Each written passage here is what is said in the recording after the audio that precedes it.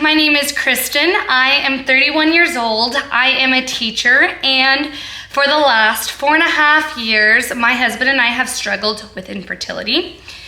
And we have come to the decision that we are gonna start IVF. That's crazy. That's actually so crazy to say out loud. Wow. It took a lot for us to arrive at this decision. We spent a lot of just time and prayer and thoughts and conversations and just all the things before leading up to this decision. For me, I share a lot of my life on social media, and if I'm being honest, the last 4 years, I don't remember everything that we did, the timeline and all that stuff. And so for me, I want to be able to document everything through my IVF journey for 2 reasons. One, for myself, I wanted a digital diary to go back and look at. And just to see what my thought process was during this time, how I felt, what exactly we were doing, so I can just go back and kind of relive this time of my life and just have it as a memory's sake. And 2, I also wanted to be able to document it for other people, either to provide information for other people, just to watch someone else go through IVF, to make other people feel seen and validated in their feelings and heard. I just wanted to be able to help other people through this journey, because it is not an easy journey, let me tell you. So I have felt a lot of different emotions during this.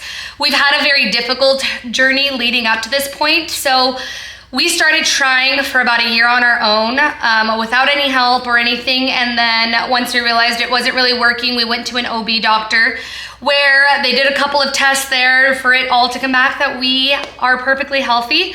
So we did some medicated cycles. We started out with letrozole.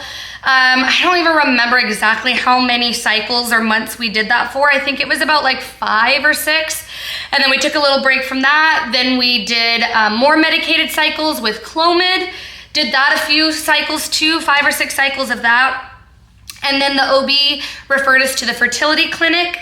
And at the fertility clinic, we did more testing, all for it to come back that we are very healthy people. They were like, you guys are both perfect candidates for people who should be able to have kids, no problem. But that just wasn't in the cards for us.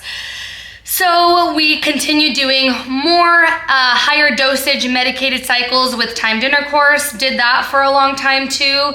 That didn't work, and so we moved forward with IUIs, which are, it's kind of like a small, super small procedure where they take the semen and they insert it at the very top of your uterus to give it a higher chance of meeting the egg.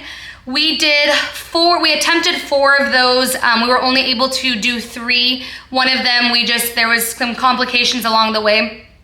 But all 3 of those IUIs that we did ended up failing.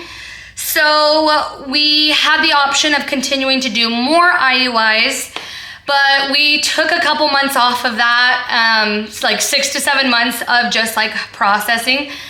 And something about me is I am a heavy feeler. I allow myself to feel and just process things. And so after that, we decided the IUIs are also very expensive, so we didn't want to continue doing these and putting money into these for them to not work.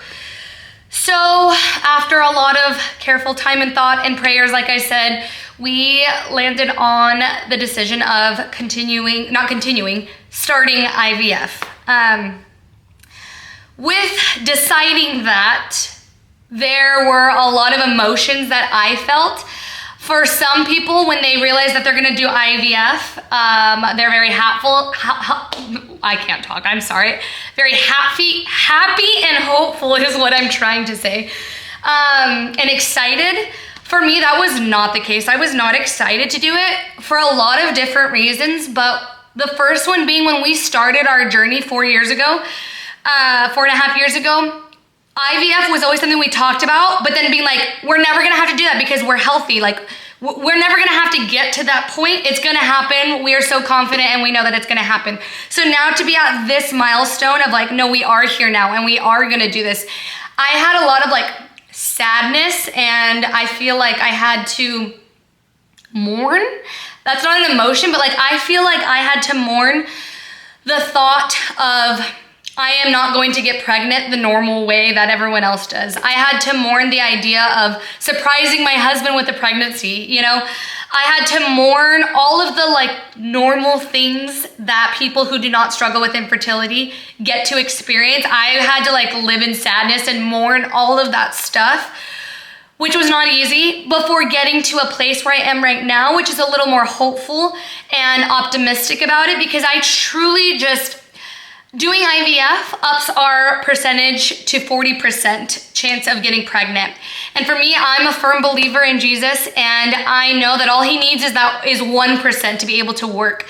And I'm at the faith of a mustard seed stage right now, right? So it's like, I know that he's gonna use our journey and our story to be able to be a testimony for him and be able to reach other people, I think. And I know that I'm in a place now where I feel like I know that I was meant to go through this to be able to help other people. And I feel a lot better about that now than I did a couple months ago, just feeling like really sad and whatever. And I still get like choked up thinking about it, but I still go through, I'm not saying I'm at like the perfect place now. I go through emotions and roller coaster of different things, but I wanted to be able to document it all and have it as like a playlist or like a series or something to be able for me to watch back and help other people.